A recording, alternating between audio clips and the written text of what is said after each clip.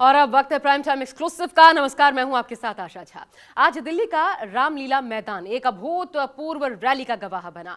National movement for old pension scheme यानी कि NMOPS के बैनर तले पेंशन शंखनाद महारैली का आयोजन किया गया था। इसमें देश भर से लाखों कर्मचारी पुरानी पेंशन स्कीम लागू करने की मांग को लेकर जुटे।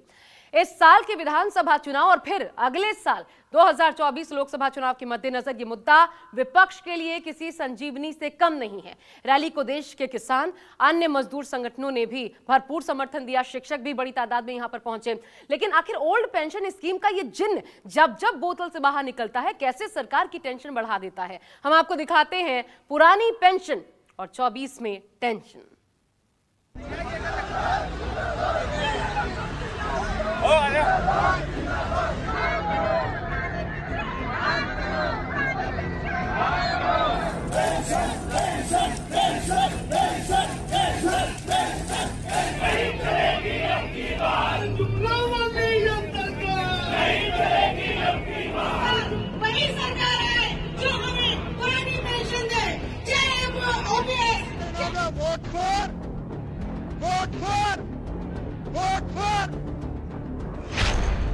NPS वर्सेस OPS का घमासान, रामलीला मैदान में महाजुटान।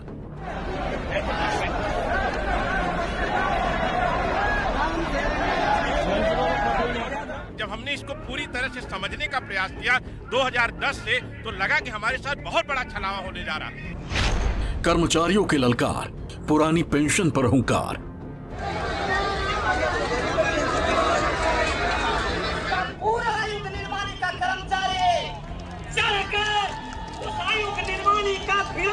जो ओल्ड पेंशन लागू करेगा हम उसी को वोट देंगे।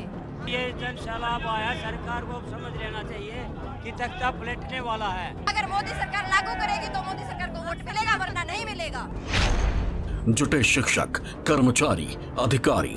अब की चुनाव इनकी बारी। नीति कलम की तरफ बढ़ रही है, ठेका कलम की तरफ बढ़ रही है। किसानों के खिलाफ 3 कृषि बिल ला करके हमारी जमीनों पर कॉर्पोरेट का कब्जा कराने की साजिश कर रही थी। लेकिन हम कहना चाहते हैं, अगर पुरानी पेंशन इतनी अच्छी होती तो ये सांसद और विधायक क्यों NPS लेने को तैयार नहीं है। सेना को दे रहे हैं, जुडिशरी को दे रहे हैं, अपने ले रहे हैं, ऐसा दोहरा काम क्यों कर रहे हैं। एक देश दो विधान नहीं चलेगा। नेताओं को मैं कहना चाहता हूँ जो खुद पेंशन ले रहे हैं वो हमको नैतिकता सिखाएंगे। NPS पर बचा बवाल, 24 में वोट बैंक का सवाल।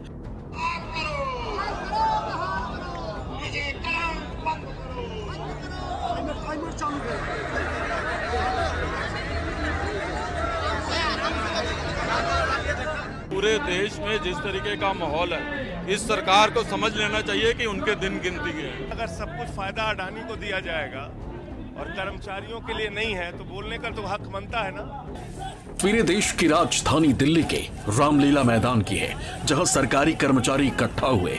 लाखों की तादाद में पहुंचे इन सरकारी कर्मचारियों की बस एक ही मांग है, पुरानी पेंशन स्कीम को लागू किया जाए।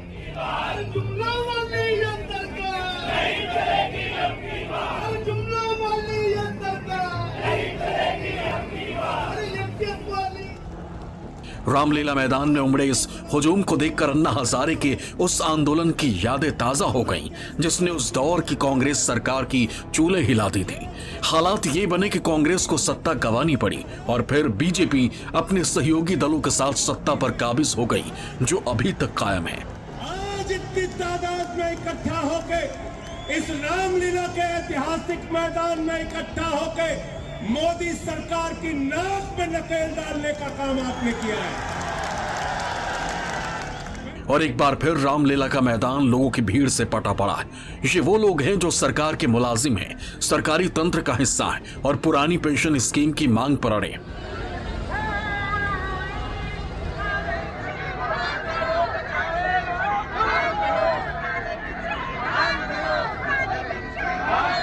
पुरानी पेंशन बहाली की मांग लेकर देश भर के सरकारी कर्मचारी दिल्ली के रामलीला मैदान में एक रैली कर रहे हैं, शंखनाद रैली।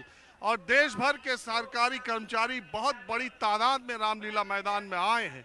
देश में 4 राज्यों में विधानसभा चुनाव होने हैं, उसके बाद 2024 के लोकसभा चुनाव होने हैं। सरकारी कर्मचारियों ने सरकारों पर, राजनीतिक दलों पर दबाव डालने के लिए एक रैली का आयोजन किया है, जिसमें आप देख ही रहे हैं कितनी बड़ी तादाद में पूरे देश से सरकारी कर्मचारी आए हैं।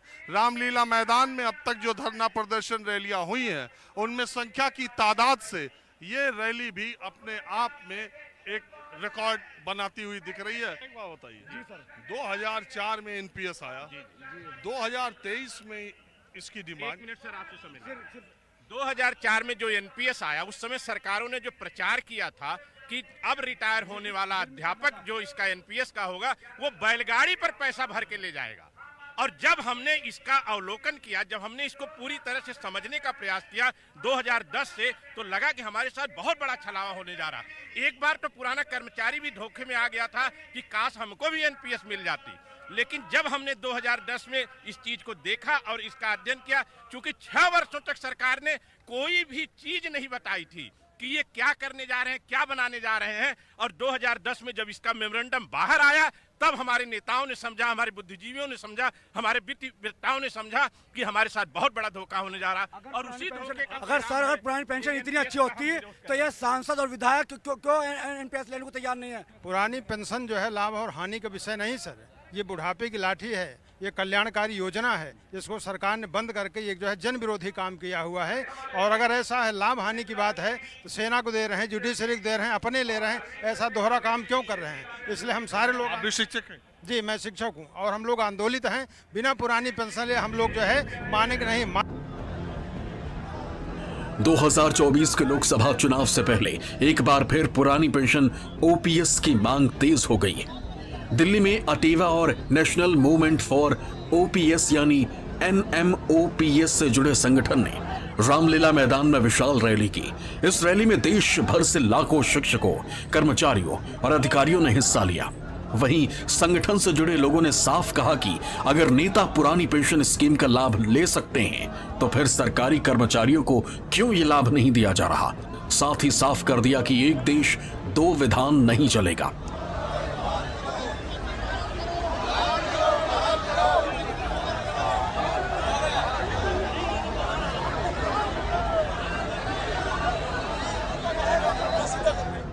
रामलीला मैदान में ओल्ड पेंशन स्कीम के हक में एक बड़ी रैली का आयोजन किया गया, जिसका नाम पेंशन शंखनाद रखा गया। और तस्वीर आप पहले देख लीजिए रामलीला मैदान की कि कितनी बड़ी तादाद में देश के अलग अलग राज्यों के लोग यहाँ पहुँचे हैं। 18,000 किलोमीटर की यात्रा national old pension scheme movement जो संगठन है उनके जरिए ये किया गया है। और पूरा जो रामलीला मैदान है वो पटा पड़ा है। ऐसा कोई राज्य नहीं है जहां से सरकारी कर्मचारी यहाँ नहीं आए हैं। और कहा जा रहा है कि अगर पुरानी पेंशन स्कीम को नहीं माना गया तो आने वाले 2024 के लोकसभा चुनाव और 5 राज्यों के विधानसभा चुनाव में सरकार को मुंह की खानी पड़ेगी। भीड़ आप देख रहे हैं, ये भीड़ हमने किराए पर नहीं लाई है। यहाँ लोग स्वतः अपने से आए हैं, अपने बुढ़ापे की लाठी अपने पेट के लिए।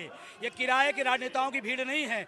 और यहाँ आज हिंदुस्तान है, कन्याकुमारी से कश्मीर तक। सिक्किम की हमारी बहन है प्रेमा, 1000 लोगों को ले गई। सिक्किम हमारा सबसे सुदूर क्षेत्र में है, उसके बाद भी यहाँ लोग क्यों आए हैं? इसलिए आए हैं गोल्ड पेंशन दो। और नेताओं को मैं कहना चाहता हूँ, जो खुद पेंशन ले रहे हैं वो हमको नैतिकता सिखाएंगे। इस साल देश के 5 राज्यों में विधानसभा चुनाव हैं।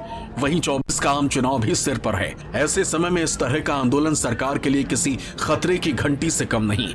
संगठन से जुड़े लोगों का ये भी कहना है कि जब देश के 5 राज्यों में ओपीएस लागू हो सकता है तो पूरे देश में क्यों नहीं। बहुत बड़ी विडंबना है भारत देश के लिए कि कर्मचारी जो 30 साल तक सेवा में मेहनत करता है, ईमानदारी से अपना काम करता है, यहाँ तक कि उसको ऐसे आदेश पारित कर दिए जाते हैं कि रविवार के हॉलीडे की छुट्टी में भी वो काम कर रहा है और उसके लिए पेंशन नहीं है, बुढ़ापे का सहारा नहीं है। एनपीएस में क्या पेंशन बन रही है साहब?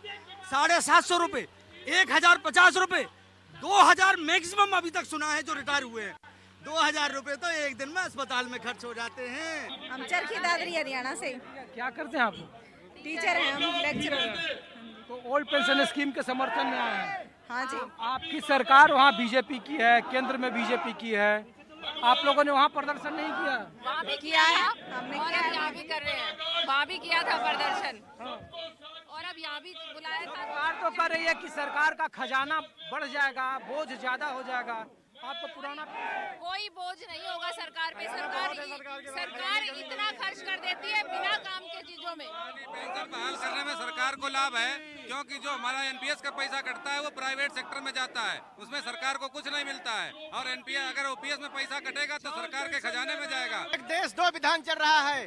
मोदी जी ले रहे हैं पुरानी पेंशन, उनकी पत्नी जी ले रही पुरानी पेंशन, राहुल गांधी जी ले रहे हैं पुरानी पेंशन, उनकी मम्मी ले रही पुरानी पेंशन, आदरणीय अखिलेश यादव ले रहे हैं पुरानी पेंशन, मायावती जी ले रही पुरानी पेंशन। इसलिए मैं कहना चाहता हूं कि एक देश दो विधान नहीं चलेगा। दिल्ली पुलिस ने मैदान में टेंट लगाने की अनुमति नहीं दी थी। बावजूद इसके कर्मचारी भारी संख्या में रैली में हिस्सा लेने पहुंचे। 2024 के लोकसभा चुनाव में जातिगत जनगणना और पुरानी पेंशन योजना की मांग प्रमुख मुद्दा बन चुका है। लाखों की संख्या में मौजूद किसान कर्मचारी मोदी सरकार से ओल्ड पेंशन स्कीम के बहाली की मांग कर रही हैं। वहीं विरोधी पार्टियां खासकर कांग्रेस और आम आदमी पार्टी लगातार सरकार को इस मुद्दे पर घेरने की कोशिश कर रही है। विपक्षी दलों का आरोप है कि सरकार पूंजीपतियों को लाभ दे सकती है, लेकिन सरकारी कर्मचारियों को पैसे देने के लिए उनके खजाने खाली हैं। और राकेश टिकैत जी जानते हैं, इस सरकार को पूंजीपतियों की बात सुनने से फुर्सत मिले तो ये किसी और वर्ग की बात सुने। किसानों की बात आप नहीं सुनोगे, मजदूरों की बात आप नहीं सुनोगे, महिलाओं की बात आप नहीं सुनोगे, छात्रों की बात आप नहीं सुनोगे। सरकारी कर्मचारी बेचारे जाएं तो जाएं कहाँ? तो कांग्रेस इनके साथ मजबूती के साथ खड़ी है। और निश्चित तौर पे पूरे देश में जिस तरीके का माहौल है, इस सरकार को समझ लेना चाहिए कि उनके दिन गिनती के हैं। देखिए, चाहे 19 साल हो गया, चाहे 49 साल हो गया, वक्त पर चीज़ें बदलती हैं और इनका हक है। ओल्ड पेंशन योजना का इनका इतने दूर दूर से लोग आए हैं। ये केवल ये शिक्षक नहीं है, वेतनभोगी कर्मचारी नहीं है, ये देश के बच्चों का भाग्य बनाने वाले लोग हैं। आप आज देख रहे हैं कि मोदी जी 50,000 करोड़ रुपए, 1 लाख करोड़ रुपए, 30,000 करोड़ रुपए हर जगह खर्च कर रहे हैं। तो क्या हमारे अटेवा के लोगों की पुरानी पेंशन बहाल करने की जो खर्च आएगा उसको नहीं बंद कर सकते? वो कर सकते हैं। क्यों चुनावी मुद्दा नहीं है? अगर सब कुछ फायदा अडानी को दिया जाएगा और कर्मचारियों के लिए नहीं है तो बोलने का तो हक बनता है ना। लेकिन राजस्व कहा जा रहा है कि सरकार काफी बोझ बढ़ेगा। अगर 13 लाख करोड़ रुपए पूंजीपतियों का माफ कर दिया, उससे बोझ नहीं बढ़ेगा। 6 लाख करोड़ रुपए का बैंक फ्रॉड हुआ इस सरकार में, उससे बोझ नहीं बनेगा। सरकार का खजाना खाली हो, उसको छोड़ दे। बेईमान ने तो सरकार बनाओगे भाई, पेंशन देने में खजाना खाली हो तो ऐसी सरकार को चलाओगे दूसरा चला भकार लग रही है। क्यों दे रहे भाई? जब रिटायर हो गए। पुरानी पेंशन योजना के तहत 2004 से पहले रिटायर हुए कर्मचारियों को दी जाती है। इस पेंशन योजना के तहत एक निश्चित राशि पेंशन के रूप में दी जाती है। ये राशि कर्मचारियों के रिटायरमेंट के वक्त वेतन के आधार पर तय किया जाता था। वहीं 2004 से रिटायर हुए सरकारी कर्मचारियों को नई पेंशन योजना का लाभ दिया जाता है। ऐसे में आपके भी मन में ये सवाल उठ रहा होगा कि आखिर पुरानी पेंशन योजना है क्या और नई पेंशन योजना से कैसे अलग है? तो चलिए आपको बताते हैं। पुरानी पेंशन योजना के तहत सरकारी कर्मचारियों को रिटायरमेंट के समय मिल रहे वेतन की आधी रकम पेंशन के रूप में दी जाती है। वहीं नई पेंशन स्कीम में पेंशन की कोई गारंटी नहीं है। पुरानी पेंशन स्कीम में पेंशन सैलरी से नहीं कटती थी। वहीं नई पेंशन योजना में कर्मचारी की बेसिक सैलरी और डीए का 10% हिस्सा कटता है। पुरानी पेंशन स्कीम जल्द नौकरी छोड़ने पर भी लागू होती थी, जबकि नई पेंशन स्कीम में सैलरी से कटी राशि ही मिलेगी। रिटायरमेंट पर 16.5% ग्रेच्युटी मिलती थी। एनपीएस में भी ग्रेच्युटी का प्रावधान अभी भी है। ओपीएस में नौकरी के दौरान मृत्यु पर 20 लाख मिलते थे। एनपीएस में ऐसा कोई प्रावधान नहीं। पुरानी पेंशन स्कीम में मृतक आश्रित को नौकरी का प्रावधान था। एनपीएस में ऐसी कोई व्यवस्था नहीं। यही वजह है कि सरकारी कर्मचारी सरकार से पुरानी पेंशन स्कीम को लागू करने की मांग कर रहे हैं। कहते हैं कि एनपीएस 2004 से लागू है, तो फिर ये 2022, 23, 21, 22 से इसकी डिमांड 20 साल मिली कितनी है पता अब चला हमें कि कितनी मिलेगी। रुपये 2000 2500 रुपये अब मिलने लगे हैं। रिटायर तो अब हुए हैं ना, अभी तक उसके परिणाम तो अब सामने आए हैं। परिणाम तो वो अब सामने आए ना एनपीएस के। अब 2005 में 4 में लागू होगी। रिटायर तो उसके बाद 10 साल 15 साल बाद रिटायर होगा कर्मचारी। परिणाम तो बाद में आएगा। देखिए नहीं थी उस समय हम लोगों की संख्या भी नहीं थी, क्योंकि 2004 में लागू हुआ। 2005 के बाद नियुक्त होने वाले कर्मचारियों के बारे में बात हुई कि उसको पेंशन नहीं मिलेगा। उस समय जो पाने वाले थे कर्मचारी थे, वो कर्मचारी थे भी नहीं। नई पेंशन योजना के विरोध में देश के 5 राज्यों में पुरानी पेंशन योजना बहाल की गई, जिसका मतलब है कि इन राज्यों के कर्मचारियों को पुरानी पेंशन योजना के तहत हर महीने बिना किसी कटौती के पेंशन का लाभ मिलेगा। जिनमें से 4 राज्यों में कांग्रेस सत्ता पर काबिज है, वहीं एक राज्य ऐसा है जहां आम आदमी पार्टी की सरकार है। हिमाचल प्रदेश में पुरानी पेंशन स्कीम लागू है और यहां कांग्रेस की सरकार है। वहीं राजस्थान, छत्तीसगढ़ में पुरानी पेंशन लागू है और कांग्रेस सत्ता पर काबिज है। वहीं झारखंड में झारखंड मुक्ति मोर्चा की सरकार है, जिसमें सहयोगी दल कांग्रेस भी है। और 5वां राज्य है पंजाब, जहां आम आदमी पार्टी की सरकार है। उधर सरकार का तर्क है कि अगर पुरानी पेंशन योजना बहाल कर दी गई तो फिर सरकार पर बहुत ज्यादा आर्थिक बोझ बढ़ जाएगा। पुरानी पेंशन स्कीम को लेकर नीति आयोग का तर्क है कि राज्यों के पास ओपीएस के लिए पर्याप्त पैसा नहीं है। आखिर में पुरानी पेंशन का भार केंद्र पर आएगा। ओपीएस का भार आम नागरिकों पर पड़ना तय है। मूलभूत सुविधाओं में कटौती करनी पड़ सकती है। कर्ज तले दबे राज्य नए भार को कैसे उठाएंगे? राज्यों को वित्तीय अनुशासनहीनता की छूट ना हो। फ्री की घोषणा से पहले राज्य को अपने संसाधनों को देखने की जरूरत है। साथ ही ये भी तर्क दिया जा रहा है कि संसद में पेश हुए कानून का उल्लंघन ठीक नहीं। सरकारी कर्मचारियों की पुरानी पेंशन बहाली की मांग को लेकर विपक्षी दलों की ओर से पूरा समर्थन मिल रहा है। वहीं सरकार कहीं न कहीं इस मामले में बैकफुट पर नजर आ रही है। ऐसे में देखना दिलचस्प होगा कि इस चुनावी माहौल में क्या सरकारी कर्मचारियों की मांग पूरी होती है या नहीं। दिल्ली से राजीव रंजन और ऋषिकेश कुमार के साथ ब्यूरो रिपोर्ट, न्यूज़ 24।